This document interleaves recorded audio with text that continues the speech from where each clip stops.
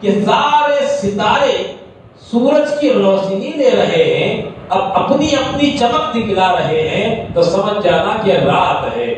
مگر جب سورج نکلتا ہے،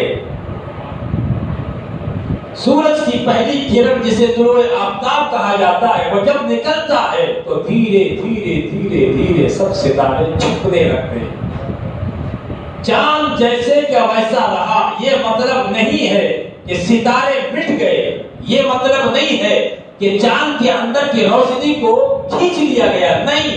جب سورج آ جاتا ہے تو ان کی روشنی ماند پڑ جاتی ہے۔ اسی مثال سے بلا تمثیل و تشبیہ میں یوں کہوں کہ آدم ایک ستارہ ہے، نوح ایک ستارہ ہے، ادریس ایک ستارہ ہے، یحییٰ ایک ستارہ ہے، زکریا ایک ستارہ ہے، یونس ایک ستارہ ہے، یوسف ایک ستارہ ہے۔ کب تک؟ اپنے اپنے دور کے ستارے بن کر چمکتے رہے۔ اور اس میں کہا جائے تمام انبیاء کے ابو الانبیاء جسے کہتے ہیں ابراہیم علیہ السلام کو تھوڑی دیر کے لیے چاند مان لیا جائے، وہ بھی چمکتے رہے۔ چاند مان لیا جائے، وہ بھی چمکتے رہے۔ انبیاء کو ستارہ مان لیا جائے، وہ بھی اپنی چمک دکھاتے رہے۔ جب 12 ربیع الاول کو صبح صادق کے وقت پیر کے دن میرا اور آپ کا آقا تشریف لایا تو یہ سراج بن کر آیا ہے۔ قرآن نے اللہ تعالیٰ نے یہی فرمایا وَدَاعِيًا إِلَى اللَّهِ بِإِذْنِهِ، تب تک تو معاملہ تھا۔ آج وَسِرَاجًا مُنِيرًا، ہم نے تمہیں چمکتا ہوا سورج بنا کر بھیجا ہے۔ ہم نے آپ کو چمکتا ہوا سورج بنا کر بھیجا ہے۔ مجھے کہنے دیجئے آدم میں چمک نبی کی ہے، نوح میں چمک ہمارے نبی کی ہے، ابراہیم میں چمک ہمارے نبی کی ہے۔ اسی لیے تو بریلی والے نے کہا چمک تجھ سے باتیں ہیں سب پانے والے، میرا دل بھی چمکا دے چمکانے والے۔ سب کو چمک میرے نبی سے ملی ہے، کیونکہ میرے نبی کو خدا نے کیا بنایا بولیے؟ چمکا دینے والا سورج بنا۔ اب سورج کی ایک شان الگ ہوتی ہے، جب نکلتا ہے نا اپنے پرائے میں فرق نہیں کرتا۔ جب نکلتا ہے نا ہندو کے گھر میں بھی وہی برساتا ہے اپنی دھوپ کو، اور کافر اور مسلم اور مسلمان کے گھر میں اور مومن کے گھر میں بھی ہے۔ اور یہ سورج ہے نا سب کے فائدے کے لیے۔ کسی قابل اسٹوڈنٹ سے پوچھا جائے کہ جو جھاڑ میں ہریالی ہے وہ کس سے؟ تو کہا سورج سے۔ سمندر کی جو طغیانیہ ہے وہ کس سے؟ تو کہا سورج سے۔ یہ جھاڑ کے اندر جو طاقت آئی جاتی ہے وہ کس سے؟ تو کہا سورج سے۔ انسان کے جسم پر اگر پہلی کرن کی شعاعیں پڑے 70 بیماریاں دفع ہوتی ہے، کس سے؟ تو کہا سورج سے۔ فجر کا ٹائم ہمیں سیٹ کرنا ہے، کسے دیکھ کر کہو گے؟ تو کہا سورج کو۔ ظہر کا ٹائم دیکھنا ہے تو کہا سورج کو دیکھ کر ظہر کا ٹائم ہے، سورج کو دیکھ کر عصر کا ٹائم ہے، سورج کو دیکھ کر مغرب کا ٹائم ہے، سورج کو دیکھ کر عشاء کا ٹائم ہے۔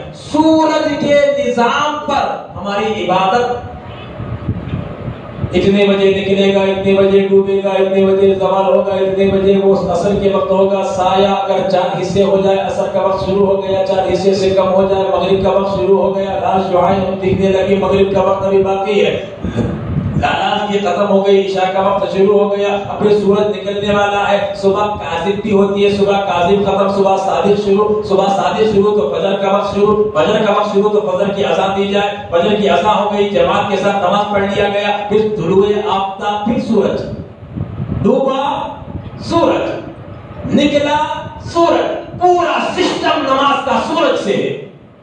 یہی سورج ہے، روز وقت سے نکلتا تھا، روز وقت پر ڈوبتا تھا، یہی سورج ہے۔ صبح میں نکلتا تھا، شام میں ڈوبتا تھا، یہی سورج ہے۔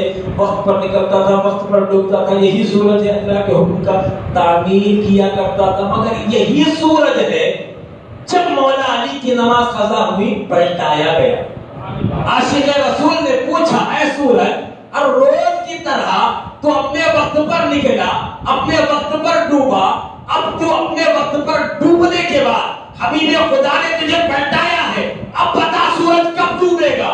سورج کہتا ہے کہ میں روز کی طرح نکلتا، کل پوچھتا تو میں بتا دیتا، ایک ہفتہ پہلے پوچھتا تو بتا دیتا، کل پوچھتا یا آنے والا کل کا بھی ہو تو میں بتا سکتا ہوں، آنے والا ہفتے کا ہو تو میں بتا سکتا ہوں، کیونکہ میں وقت پر اللہ کے امر سے چلتا ہوں، اللہ کے حکم سے چلتا ہوں، اللہ کے حکم میں برابر بھی فرق نہیں کرنے والا۔ میں وقت سے نکلا تھا، وقت سے ڈوب گیا تھا، اب میرا کام ختم، اب جو بلایا ہے، جس کے لیے بلایا ہے، اب علی کے لیے بلایا ہے، تو علی سے پوچھ کہ نماز کب ختم ہوگی؟ جب ڈوبوں گا۔ اب پورا سورج کو پلٹایا گیا، پورا سسٹم اتھل پتھل۔ اب مغرب، یہ رمضان المبارک کا مہینہ ہے، افطار ہم نے کر لیا، امام صاحب نماز پڑھا رہے تھے، اللہ اکبر اللہ اکبر اللہ اکبر اللہ اکبر، اقامت ہو گئی، قد قامت الصلاۃ قد قامت الصلاۃ، افطار کا وقت ہو گیا، پھر اس کے بعد اذان ہوئی، اقامت ہوئی، السلام علیکم ورحمۃ اللہ، یہ سورج نکلا۔ مغرب کی نماز کا سلام پھیرا گیا ہے، پھر سورج بھل بھل بھل بھل اجالا ہو گیا۔ اللہ اکبر، اثر پڑھی تھی، کیا وہ قبول ہوئی کہ نہیں؟ ابھی ابھی جو مغرب ادا کی کر سلام کیا ہے اور سلام پھیرا ہے، اب یہ مغرب رہی یا گئی؟ شک ہوگا کہ نہیں؟ اسی طرح مقام صحبہ میں سورج کو پلٹانے پر ہوا، اثر ادا ہو چکی تھی، مغرب کا وقت ہو گیا تھا، پھر اس کے بعد میرے مولا کائنات کے لیے میرے نبی نے سورج کو کھینچا۔ اے کیا کہو، دعا کے لیے کہا ہو، کسی نے کہا انگلی کا اشارہ کسی نے کیا، دعا کے لیے ہاتھ اٹھا کر کہا، اے اللہ تیرا علی تیرے اور تیرے نبی کی اطاعت میں ہے، علی تیرے اور تیرے نبی کی اطاعت میں ہے۔ جب ڈوبا ہوا سورج، اب دعا کا بھی کہو، انگلی کا اشارہ، تو سورج تو نکلا کہ نہیں نکلا؟ اپنے وقت سے نکلا تھا، اپنے وقت میں ڈوب گیا تھا، مگر ڈوبا ہوا سورج پلٹا ہے تو علی کو دیکھ رہا ہے، سورج علی کو دیکھ رہا تھا۔ یہ جب وقت بچتا تھا اس سے پہلے صدیق اکبر بھی سورج کو دیکھ کر نماز فجر ادا کرتے تھے، سورج کو دیکھ کر ظہر ادا کرتے تھے، سورج کو دیکھ کر عصر کا وقت ٹائم ٹیبل ہوا کرتا تھا، سورج کو دیکھ کر مغرب اور عشاء پڑھا کرتے تھے۔ اب پیغام بدل گیا، سارے صحابہ سورج کو دیکھ کر نماز عبادت کیا کرتے تھے، اب علی کے لیے سورج پلٹا ہے تو معاملہ بدل گیا، سب سورج کو دیکھنے لگے تھے، اب سورج علی کو دیکھنے لگا، علی کو سورج دیکھنے لگا، اور علی کی نماز جب ختم ہو گئی پھر اس کے بعد ڈوبا۔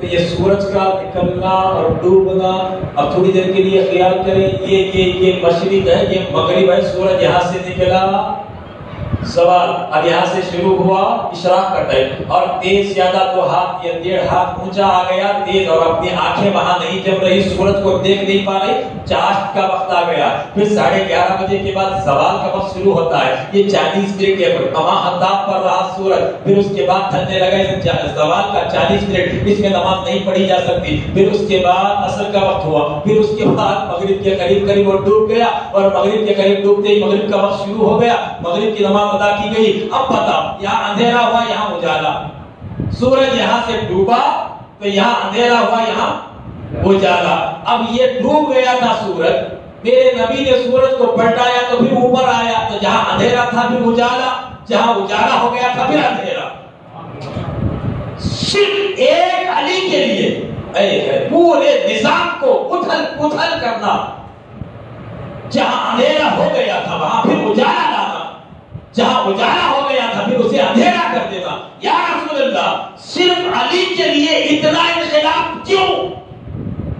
تو نبی نے بتایا، علی معمولی فرد نہیں ہے، علی معمولی انسان نہیں ہے، انا مدینہ العلم وعلی بابھا، میں علم کا شہر ہوں، علی اس کا دروازہ ہے، تو علی بہت قیمتی ہے، علی بولیے بہت قیمتی ہے، اور ہمارے یہاں تمہارے یہاں ووٹ ڈال کر جتایا نہیں ہے، میرے نبی نے جسے چن لیا وہ علی ہے، وہ علی کو میرے نبی نے چنا اور کہا وہ دروازہ ہے، اور دروازہ بغیر دیوار کے نہیں ہوتا، یہ دروازہ اسے کہتے ہیں، یہ بغیر دیوار کے نہیں ہے، تو یہ دیوار ہوئی تب دروازہ ہوا، یہ دیوار کہاں کھڑی ہے؟